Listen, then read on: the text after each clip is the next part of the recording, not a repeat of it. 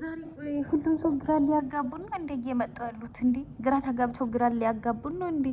እንዴ ኤፍሬም ደግሞ ምን ይዘ ነው የመጣው? እዛ ጋር ደግሞ እና ሩታ ምን ይዘው ነው የመጡት? ሁሉም ልጆች ዛሬ የሚያወሩት ነገር ዝብርርቅ ነው እንዴ?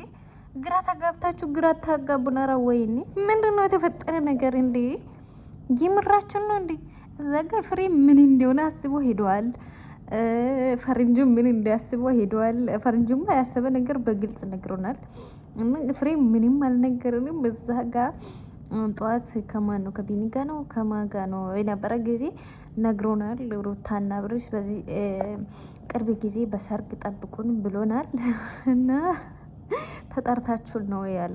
ተጠርተናል እና እንሄዳለን እና ሩታና አሁን ደግሞ ምርጫ ውስጥ እያስገቡ ነው። አሁን ደግሞ ጠርቶ ወይ ምን አይነት ጉድ ነው ዛሬ? ጉድ ነው። እኔ ዛሬ ላይ ማለት ነው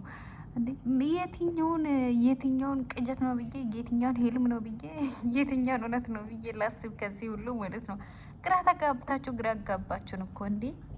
ከየትኛው ልንዳ ነው ወይ ጉድ!